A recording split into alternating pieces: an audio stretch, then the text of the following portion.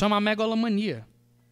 Isso é um distúrbio grave de personalidade, que a gente desenvolve quando começa a acreditar que o que a gente está sentindo, ninguém está sentindo, então ninguém pode entender. Só nós estamos sentindo. É uma maneira de nos tornarmos especiais na vida. Se torna, inclusive, uma doença muito grave. E as pessoas vão domesticando os seus sofrimentos e dizendo, olha como eu sou especial, porque olha como eu sofro. E aí nós começamos a criar essa casa protegida e fechada em relação ao nosso sofrimento, não deixamos as pessoas se aproximarem, não nos aproximamos das pessoas e começamos a acharmos-nos especiais, inclusive porque sofremos. Porque achamos que ninguém vai poder entender o que nós estamos passando, o que nós estamos sofrendo. Como se o próprio sofrimento fosse alguma coisa que nos tornasse pessoas especiais. Mas a gente tem que crer que as pessoas também sofrem, e que porque sofrem podem nos ajudar, e que porque sofrem são iguais a nós não somos melhores do que ninguém porque sofremos, e que, portanto, nós temos o dever de nos lançarmos fora da nossa casa de sofrimento, porque nós não somos melhores do que ninguém, nós somos iguais a todo mundo. E se todo mundo tem que sobreviver ao seu próprio sofrimento, nós também temos que sobreviver ao nosso. Porque esse é um grande equívoco que nós temos quando sofremos e quando assumimos o sofrimento como um bem para nós. É que nós começamos a passar a olhar a vida dizendo o seguinte, já que eu sofro, já que a minha vida é tão difícil, eu tenho certos direitos na existência. E as pessoas têm que me entender. As pessoas têm que me aceitar. As pessoas têm que entender quem eu sou porque eu sofro. As pessoas têm que aceitar o que eu faço porque eu sofro. As pessoas precisam me ajudar porque eu estou sofrendo.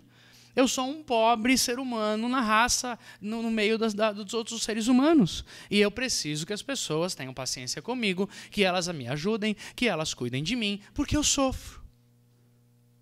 Só que o seu sofrimento não é justificativa para que as pessoas passem a olhar para você como uma pessoa especial, porque, afinal de contas, todo mundo sofre. E ter gente do seu lado na hora que você sofre te ajuda a escapar deste grande engano de tratar o sofrimento como um bem especial na existência. Quando eu sofro, eu preciso andar com as pessoas.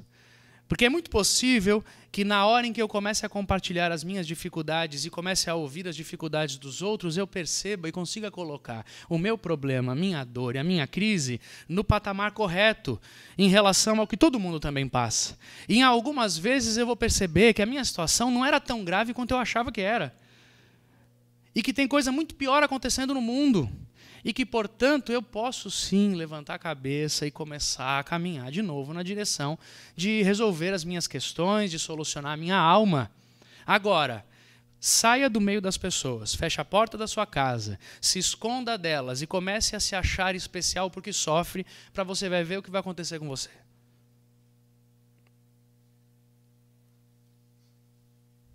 Jesus não se atrevia a enfrentar os momentos de sofrimento sozinho, porque, olha, uma coisa na existência é fato. Todo mundo vai sofrer, nós vamos ter dificuldades, nós vamos passar por tragédias, a vida é assim mesmo. Isso vai pegar todo mundo em algum momento, mas ninguém precisa sobreviver às suas dores sozinho. E esse é um dos valores mais importantes da igreja e do ambiente comunitário.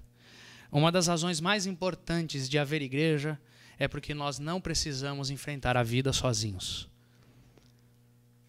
E não podemos fazer isso.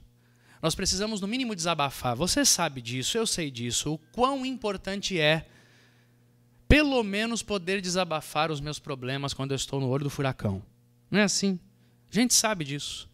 O quão importante é, pelo menos, poder abrir o coração para alguém e falar dos problemas e falar das dores. O quanto isso alivia a alma. É a purificação da alma, é falar, é abrir o coração, é conseguir dizer o que a gente está sentindo, é conseguir colocar as ideias no lugar. Nós precisamos fazer isso, porque ninguém consegue tratar a própria alma através da reflexão pessoal e interior. Isso não é possível. É como um médico querer operar a si mesmo. Ele dá anestesia nele mesmo, abre o peito ele mesmo e faz a cirurgia nele mesmo. É impossível. Não tente resolver os seus problemas sozinho, sem amigos, sem conversar, sem simplesmente falar. A sua alma precisa de outro médico. Você não é o médico da sua alma. Nós precisamos dos terapeutas, nós precisamos dos conselheiros. Sobretudo, nós precisamos dos amigos. Gente para quem a gente possa abrir o coração e dizer o que está sentindo como testemunha da nossa dor. E nessa hora, o amigo não é aquele que nos julga, não é aquele que nos condena, não é aquele que tenta nos corrigir teologicamente, mas é aquele que ouve a nossa dor sem reclamar e sem tentar mudar o que a gente está falando, apenas ouvindo. Uma grande agonia de quem ouve é tentar mudar o que está falando. A gente se impressiona muito quando as pessoas falam o que vem na cabeça delas na hora de maior crise. A gente tem uma mania de tentar corrigir as pessoas quando elas falam o que vem na cabeça delas, quando elas estão conversando conosco. Então você está, principalmente no ambiente religioso, ambiente de igreja. Você está conversando com alguém que está passando por uma grande dificuldade, uma grande tristeza, e essa pessoa diz alguma coisa do tipo: eu acho que Deus não quer saber de mim mesmo, eu estou achando que Deus não está nem aí para mim, eu nem sei se Deus existe. A primeira coisa que o nosso coração agoniado, de crente, tenta fazer é: não fala isso. Pelo amor de Deus, é claro que Deus te ouve. Você não conhece as Escrituras? Olha o que você está falando, que pecado. Nós precisamos de amigos que nos ouçam e fiquem quietos. E nos deixem falar, não importa que bobagem seja o que nós estamos falando, e fique quieto. Porque eu gosto muito desse texto, porque Jesus Cristo aqui nesse texto, ele fala o que vem na cabeça dele, e eu e você corrigiríamos Jesus com muita rapidez. Porque Jesus Cristo chega na oração dele e fala: Pai, tem jeito de passar esse cálice de morte que eu tenho que enfrentar? Se tiver jeito, faz aí. O que Jesus está dizendo na oração dele é: eu estou com medo danado de morrer. Eu não queria morrer. Tem outro jeito? E eu acho isso extraordinário na oração de Jesus. Que humanidade. Eu ia corrigir Jesus. Eu ia falar: ô Jesus, o que é isso? Ah, mortezinha de nada. Aí o senhor já não sabe da história toda? O senhor não sabe que o senhor veio para isso aqui? Que história é essa? Pede para sair, Jesus.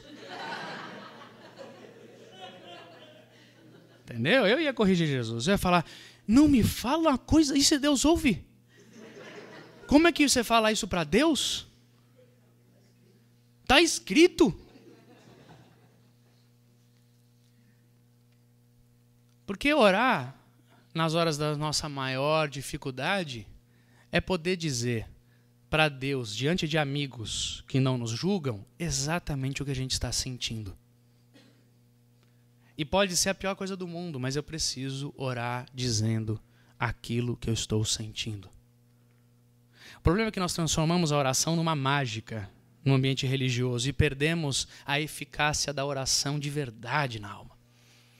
Então, quando as pessoas estão na hora da tragédia, elas têm as suas questões sobre a oração baseadas e relacionadas no sucesso e no funcionamento da oração. Elas querem saber o seguinte: orar funciona?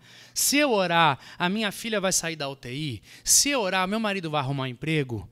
É essa a mágica da oração que se estabelece no ambiente religioso, e a gente pensa que a oração se serve para isso. Por que a gente ora na hora da tragédia? Porque a gente diz: não, se eu orar, Deus vai funcionar e vai resolver esse problema para mim. Então nós objetivamos a circunstância, o problema, discernimos e definimos qual é o sucesso daquela situação e vamos a Deus dizendo: agora faz, Senhor. Muda essa circunstância, muda essa circunstância. E porque temos essa mágica nessa oração, essa macumbinha que a gente chama de oração, esse fetiche que a gente chama de oração, a gente perde de fato o que a oração tem de eficácia na hora em que nós estamos mais em crise. Porque é muito interessante que alguém vai chegar e dizer o seguinte: olha, se eu oro e Deus só faz a vontade dele quando eu oro, então para que é que eu preciso orar? Essa é uma das coisas que eu mais ouço por aí. Ouço outras coisas também de que você tem que orar do jeito certo, orar com a palavra certa, orar com a intenção certa, orar no lugar certo, orar através do pastor certo, porque se você orar, Deus vai responder e vai fazer o que você quer. E se Ele não fez, é porque ou você não teve fé, ou porque você não orou do jeito certo, ou porque você não amarrou o bicho certo. Tem alguma coisa errada, tem um nó fora do lugar nessa história. Então você não fez o que estava certo e por isso Deus não funcionou. E aí as pessoas, que são as mais sinceras, vão dizer e perguntar, mas então para que eu vou orar se eu oro e Deus só faz o que Ele quer mesmo? Então, por que é que eu vou falar o que eu quero para Ele? Eu queria te resgatar mais uma vez essa manhã, de tantas vezes que eu já preguei, eu não vou mudar. Se você ainda está me ouvindo falar isso há 7 anos e acha que eu vou chegar um dia aqui e mudar o que eu estou falando para te dar uma macumbinha para você sair feliz, eu não vou. Queria te resgatar de novo dessa macumbaria evangélica que existe no nosso meio e dizer para você que quando você ora, não é Deus quem muda, é você que muda. Que quando você ora, não necessariamente as suas circunstâncias vão mudar, mas você vai ser transformado. Que quando você ora, você não está orando para descobrir um jeito certo de fazer Deus funcionar a seu favor. A oração não é macumba. Deus faz, sim, a vontade dEle e Ele realiza o bem dEle em nós. E Ele faz o que Ele tem que fazer, do jeito dEle, na hora dEle. E Ele faz por todos os motivos óbvios dessa situação. E Ele fala porque Ele falou que ia fazer isso. E Ele falou de tantas maneiras, e de tantas maneiras Jesus falou isso, até o ponto mais simples que Jesus falou e disse o seguinte: vocês, sendo pais, pecadores, sabem dar coisas boas a seus filhos. E se o seu filho um dia pedir pão, você não vai dar uma pedra para ele, porque você, mesmo sendo pecador, sabe que vai dar o melhor que é para o seu filho, inclusive quando o seu filho não entende o que é melhor. Quanto mais o Pai dos céus, que é perfeito e que te ama de modo perfeito, só vai fazer na sua vida e vai fazer no mundo e realizar no mundo aquilo que é bom de uma maneira que nem eu e você entendemos. Então, por que é que eu vou orar? É porque a oração é a última instância de um coração que precisa desabafar e dizer exatamente o que sente, para que possa ser liberto dos seus pesos e ansiedades, a fim de que seja restaurado, renovado e preparado de novo para viver a vida. Eu preciso orar, porque quando eu oro, eu posso dizer ao meu Pai exatamente o que eu estou sentindo. E isso responde à pergunta: como é que eu oro? Como é que é certo orar na hora que eu estou triste? O que eu devo falar?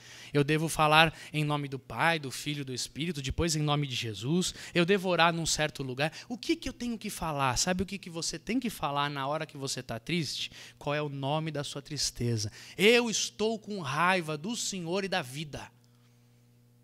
Você já teve coragem de falar isso para Deus? Se você não falou, você ainda não experimentou os ambientes mais distantes de profundidade e oração. Porque cada um de nós, em algum momento da vida, vai chegar numa confusão, numa tragédia, numa dificuldade, que a melhor expressão que explica o que estamos sentindo e vivendo é essa: eu estou com raiva. Quem nunca perguntou para Deus, cadê o Senhor? Não orou ainda. Porque nessa relação espiritual com Deus, em que Ele cuida de nós, apesar de nós mesmos e do que nós enxergamos, e porque nossa visão ainda é tão turva e nossas sensações e emoções ainda são tão desequilibrados, uma das coisas mais constantes é que nós perdemos Deus de vista, nós perdemos Deus dos sentidos. Muitas vezes na vida nós vamos enfrentar dias em que não sentimos nada, em que não ouvimos nada. E louco não é quem ora dizendo, cadê o Senhor? Louco é quem diz que está com Deus todos os dias. Esse é louco. Quem diz, eu sinto Deus toda hora. Esse aí ficou tantã. Tá birutinha. Como disse o grande profeta Woody Allen, se você fala com Deus todos os dias, você é um bom cristão. Se Deus fala com você todos os dias, você é louco. Loucura é a gente acreditar e passar uma imagem mentirosa de que a vida é uma estabilidade completa e de que você está 24 horas por dia em estado de êxtase na presença de Deus, em adoração.